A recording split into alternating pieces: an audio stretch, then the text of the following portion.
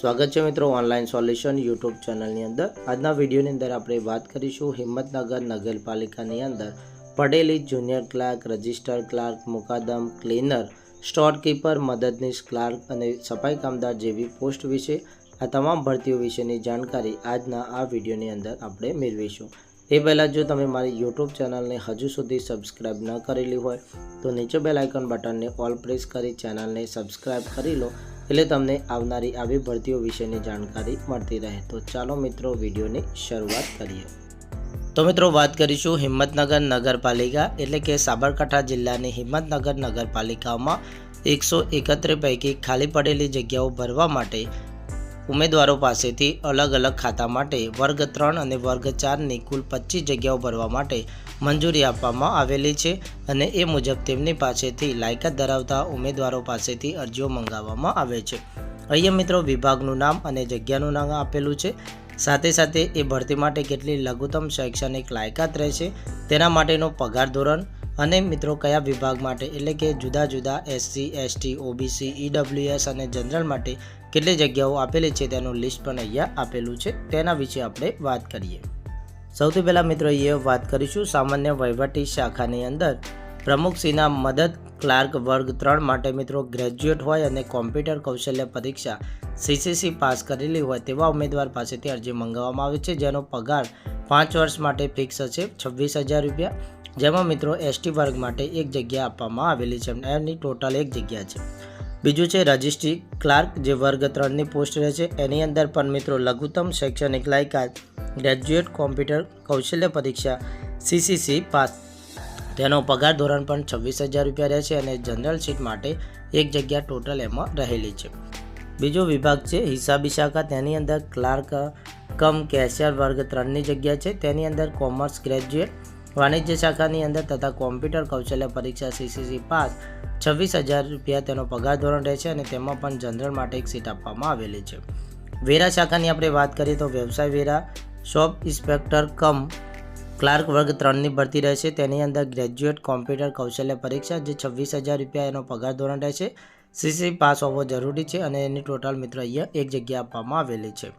ત્યારબાદ મિત્રો આરોગ્ય શાખાની અંદર વાત કરીએ તો સફાઈ કામદાર સ્વીપર વર્ગ 4 માટે લખી વાંચી શકે તેવા જેનો પગાર ધોરણ 21,100 રૂપિયા રહેશે, જે મિત્રો જનરલ કેટેગરી માટે 7 છે, SC માટે 1 છે, ST માટે 2 છે અને ત્યારબાદ મિત્રો OBC માટે 5 તેમજ EWS માટે 2 એમ ટોટલ 17 જગ્યાઓ આપવામાં આવેલી છે। ક્લીનર વર્ગ 4 માટે લખી વાંચી શકે તેવા જેનો પગાર ધોરણ 21,100 રૂપિયા રહેશે, એમાં ટોટલ એક પોસ્ટ છે। મુકાદમ વર્ગ 4 માટે ધોરણ 10 પાસ તથા 2 વ્હીલરના જાણકાર જેનો પગાર ધોરણ 21,000 રૂપિયા 100 છે અને તેમાં ટોટલ એક જગ્યા આપવામાં આવેલી છે। ટેકનિકલ શાખાની વાત કરીએ તો સ્ટોર કીપર કમ ક્લાર્ક વર્ગ 3 માટે ગ્રેજ્યુએટ કોમ્પ્યુટર કૌશલ્ય પરીક્ષા પાસ માટે 26,000 રૂપિયા માનદ વેતન સાથે ટોટલ એક જગ્યા OBC વર્ગ માટે આપવામાં આવેલી છે। તો મિત્રો છેલ્લી આપણે વાત કરીએ પાણી પુરવઠા ગટર વ્યવસ્થા શાખા માટે, જેમાં ધોરણ 10 પાસ તથા 2 વ્હીલરના જાણકાર હોય તો મુકાદમ વર્ગ 4 માટે આ જાણકારી છે અને એના માટે 21,100 રૂપિયા માનદ વેતન રાખવામાં આવેલી છે, તેની એક પોસ્ટ છે। આ મિત્રો અલગ અલગ વિભાગના જુદા જુદા વિભાગો માટે 25 જગ્યાઓ માટે અરજીઓ મંગાવવામાં આવે છે। અહીં મિત્રો કેટલીક શરતો આપેલી છે, તે શરતો વિશે આપણે અહીંયા વાત કરી લઈએ। સૌથી પહેલી છે શહેરી વિકાસ અને શહેરી ગૃહ નિર્માણ વિભાગના પરિપત્ર મુજબ સીધી ભરતીથી 5 વર્ષના સમયગાળા માટે ફિક્સ પગારના અજમાયશી તરીકે નિમણૂક આપવામાં આવશે। સામાન્ય કેટેગરીના પુરુષ ઉમેદવારો માટે 18થી 36 વર્ષ રહેશે। સરકારશ્રીના સામાન્ય વહીવટ વિભાગના ઠરાવ ક્રમાંક મુજબ અન્વય અનુજાતિ અનુસૂચિત જનજાતિ બક્ષી પંચના ઉમેદવારોને આર્થિક રીતે નબળા SC, ST, OBC, EWS woman વર્ગ મહિલાઓને વય મર્યાદામાં છૂટછાટ આપવામાં આવશે, તેમજ સરકારશ્રીના વખતના ઠરાવ તેમજ નિયમ પ્રમાણે છૂટછાટ આપવામાં આવશે।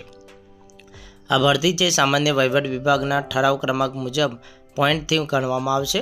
અરજી કરનારે મિત્રો કમ્પલસરી કોમ્પ્યુટર CCCની પરીક્ષાનું પાસ કરેલું પ્રમાણપત્ર અથવા ITIની અંદર પાસ કરેલું કોમ્પ્યુટરનું પ્રમાણપત્ર અરજી સાથેનું હોવું જરૂરી છે। અનામત વર્ગના ઉમેદવારોને જે તે સક્ષમ અધિકારીનું પ્રમાણપત્ર રજૂ કરવાનું રહેશે। શારીરિક શૈક્ષણિક પછાત વર્ગના જે ઉમેદવારો છે તેમને જાતિ અંગેનું તેમજ સક્ષમ અધિકારીનું સરકારશ્રી દ્વારા નિયત થયેલ 3 વર્ષની સમયમર્યાદા મુજબનું ક્રિમિનલ સર્ટી રજૂ કરવાનું રહેશે. બિન અનામત વર્ગમાં અરજી કરનાર ઉમેદવારે ₹300નો ડીડી ચીફ ઓફિસર હિંમતનગર નગરપાલિકાના નામનો રજૂ કરવાનો રહેશે. અનુસૂચિત જાતિ, જનજાતિ, સામાજિક રીતે, શૈક્ષણિક રીતે પછાત વર્ગ, EWS મહિલા કેટેગરીમાં અરજી કરનાર ઉમેદવારોને સરકારશ્રીના નિયમ મુજબ ફીમાંથી મુક્તિ આપવામાં આવેલી છે. શૈક્ષણિક લાયકાત, જન્મ તારીખના પુરાવા અને અનુભવનું પ્રમાણપત્ર પ્રમાણિત કરી અરજી સાથે જોડવાનું રહેશે તથા અરજી અલગથી પાસપોર્ટ સાઇઝનો 1 નંગ ફોટો રજૂ કરવાનો રહેશે. પ્રાદેશિક કમિશનરની કચેરી ગાંધીનગર પત્ર નંબર અહીંયા જે આપેલો છે મિત્રો, મંજૂર કરેલી ભરતી બઢતીના નિયમો લાગુ પડવામાં આવશે. ભરતી પ્રક્રિયા અંગેના અબાધિત અધિકારી છે મિત્રો એ હિંમતનગર નગરપાલિકાના રહેશે. અરજદારોએ અરજી કરવાના મથારે જગ્યાનું નામ સ્પષ્ટ દર્શાવવાનું રહેશે. જાહેરાત પ્રસિદ્ધ થઈ મિત્રો 30 દિવસની અંદર રજિસ્ટર એડીથી અથવા સ્પીડ પોસ્ટ દ્વારા તમારે અરજી મોકલવામાં આવશે, એટલે કે મોકલવાની રહેશે. ત્યાર પછી આવેલી અરજી છે મિત્રો એ માન્ય ગણવામાં આવશે નહીં. આ જાહેરાત પ્રસિદ્ધ થયા અગાઉથી અરજીઓ તથા નિયત સમયમર્યાદા બાદ આવેલી અરજીઓને મિત્રો માન્ય ગણવામાં આવશે નહીં. અરજી મોકલવાનું જે સ્થળ છે મિત્રો એ છે મેં ચીફ ઓફિસર શ્રી હિંમતનગર નગરપાલિકા, ગોકુલનગર રેલવે ફાટક પાસે, ખેતસિયા રોડ, રિલાયન્સ મોલની બાજુમાં, હિંમતનગર, તાલુકો હિંમતનગર, જિલ્લો સાબરકાંઠા, પિનકોડ નંબર 383001 હિંમતનગર નગરપાલિકા ખાતે અરજી કરવાનું રહેશે. નિયત અરજીનો જે ફોર્મ છે મિત્રો એ નગરપાલિકા કચેરીના મહેકમ શાખામાંથી વિના મૂલ્યે તમે મેળવી લેવાનું રહેશે અથવા નગરની વેબસાઇટ ઉપરથી પણ તમે ડાઉનલોડ કરી લેવાનો રહેશે. વોટ્સઅપ ગ્રુપની અંદર તમે જોડાયેલા હશો તો મિત્રો તમને આ અરજીનો ફોર્મ છે મિત્રો એ તમને PDF સ્વરૂપે મળી જશે. છેલ્લે મિત્રો વાત કરીએ નોંધ આપવામાં આવેલી છે કે 27/9/2022ના રોજ સંદેશ અને દિવ્ય ભાસ્કર એટલે કે દૈનિક પેપરની ઉત્તર ગુજરાતની આવૃત્તિમાં જુદા જુદા સંવર્ગની જગ્યાઓ ભરવા માટેની અરજીઓ મંગાવવામાં આવેલી હતી. જે આવેલી અરજીઓ પૈકી મિત્રો અનુક્રમ નંબર 2, 4, 5, 6ની માન્ય અમાન્ય કરેલી અરજીઓ છે તેની યાદી નગરપાલિકાના નોટિસ બોર્ડ ઉપર અથવા નગર સાઇટ ઉપર પ્રસિદ્ધ કરેલી હોય માન્ય ઉમેદવારોએ ફરીથી અરજી કરવાની રહેશે નહીં. તો મિત્રો આ તમામ પ્રકારની જે ભરતી છે તે સંપૂર્ણ ઓફલાઈન રજિસ્ટર એડી દ્વારા કરવામાં આવશે, એટલે કે તમારે આના માટે મિત્રો રજિસ્ટર એડી દ્વારા અરજી કરવાની રહેશે. અહીંયા મિત્રો અરજી માટેનું જે ફોર્મ છે નગરની વેબસાઇટ ઉપરથી પણ ડાઉનલોડ કરી શકશો, તેમજ નગરપાલિકાના કચેરીના મહેકમ શાખામાંથી પણ તમે વિના મૂલ્યે મેળવી શકશો. અમારા ગ્રુપની અંદર તમે જોડાશો તો એ ગ્રુપની લિંક પણ તમને વિડીયોના ડિસ્ક્રિપ્શનમાં આપેલી છે, તો તમને ત્યાંથી ફોર્મ મળી જશે. વિડીયો પસંદ આવે તો વિડીયોને લાઇક, શેર અને બીજા મિત્રો સાથે શેર કરવાનું ભૂલશો નહીં.